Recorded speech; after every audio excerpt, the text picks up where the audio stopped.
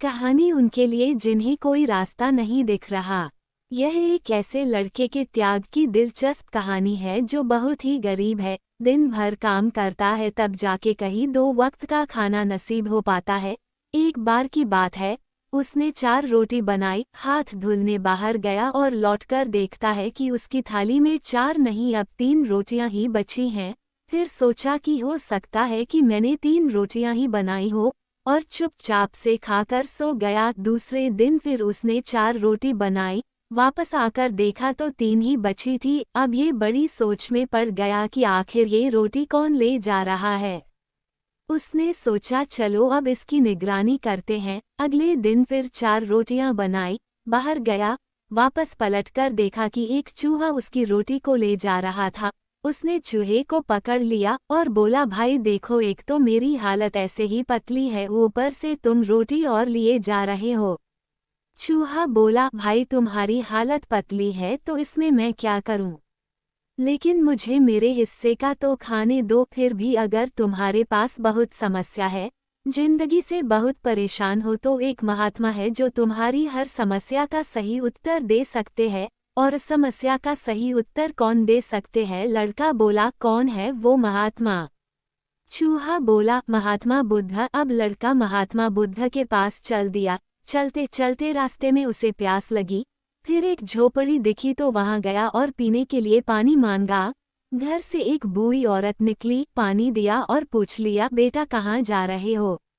लड़का बोला कुछ प्रश्न है, उसी को पूछने गौतम बुद्ध के पास जा रहा हूँ। बूढ़ी औरत बोली बेटा जा रहे हो तो मेरा भी एक प्रश्न है, पूछ लेना कि मेरी 22 साल की एक बेटी है, जन्म से कुछ बोली नहीं है, वह कब बोलेगी?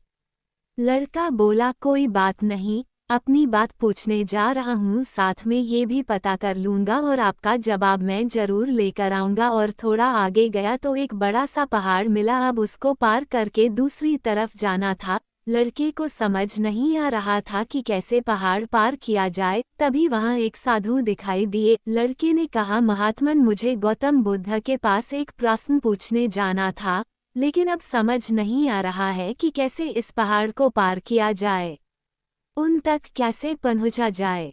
साधु बोला मैं तुम्हें पार करा दूंगा, लेकिन बदले में तुम्हें मेरा भी एक प्रश्न पूछना पड़ेगा। लड़का बोला ठीक है, आप मुझे अपना प्रश्न बता दीजिए और ये पहाड़ पार करा दीजिए, मैं आपका प्रश्न जरूर पूछ लूंगा। मेरा प्रश्न यह है कि पिछले 1000 सालों से इसी पहाड़ पर बैठा तपस्या कर रहा हूँ कि स्वर्ग जाऊंगा, लेकिन अभी तक मुक्ति नहीं मिली, मुझे मुक्ति कब मिलेगी? साधु ने फिर अपनी जादुई छड़ी घुमाई और लड़का पहाड़ के इस पार आ गया। आगे फिर एक समस्या खड़ी मिली, सामने एक नदी थी, अब उसको कैसे पार किया जाए?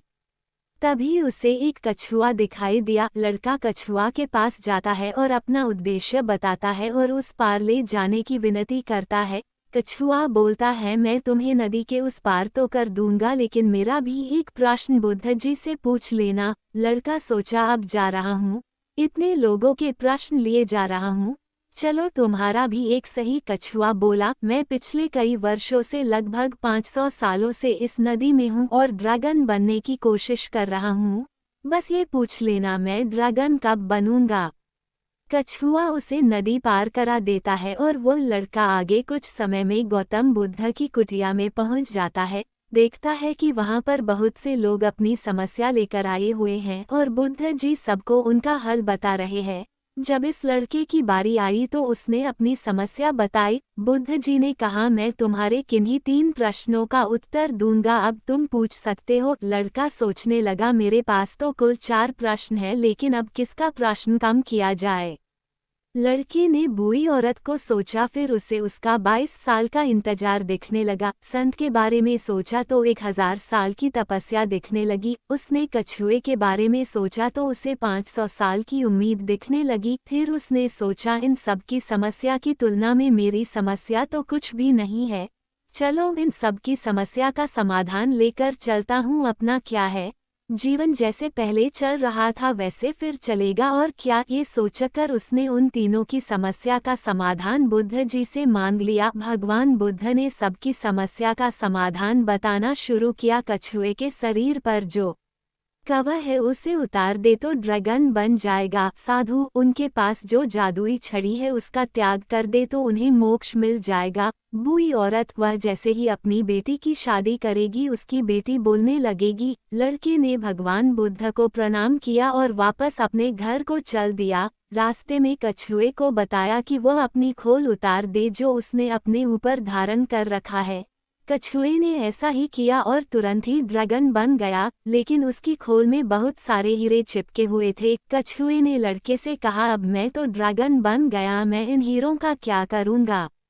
इसे तुम ही रख लो। लड़के ने हीरों का गट्ठर बांधा और आगे चल पड़ा। रास्ते में साधु मिले, उनको बताया, तुम अपनी जादुई छड़ी का त्याग कर दो, मुक्ति मिल जाएगी। साधु ने कहा, इस छड़ी को त्यागना है तो इसको मैं अभी से त्याग रहा हूँ और इसको तुम अपने पास रख लो। साधु ने अपनी छड़ी का त्याग करके मोक्ष चले गए। अब लड़का हीरे और छड़ी को लेकर बूढ़ी औरत के पास आया और बोला, किसी से अपनी बेटी का विवाह करा दो। वह बोलने लगेगी। औरत सोचने लगी, इससे ज्यादा सज्जन और ईमानदार लड़का कहाँ मिलेगा, और अपनी बेटी का विवाह उस लड़के से कर दिया। जैसे ही लड़की की शादी हुई वह बोलने लगी। लड़की की माँ बहुत खुश हुई, लड़के को ढेर आशीर्वाद दिया। लड़का उन हीरो को, छड़ी को और अपनी नई दुल्हन को लेकर घर आ गया। अब लड़के के पास हीरे आ गए यानी कि पैसा ही पैसा हो गया, छड़ी आ गई यानी कि ताकत आ गई, और शादी भी हो गई। अब उसकी जिंदगी सेट हो गई। और ये सब हुआ इसलिए क्योंकि उसने अपने सवाल का त्याग कर दिया था। अगर आप कमाल करना चाहते हैं तो त्याग कीजिए बुरी आदतों का, त्याग कीजिए आलस्य का, त्याग कीजिए अपने अहंकार का, त्याग कीजिए लोभ का, तभी आप कुछ बड़ा कर पाएंगे।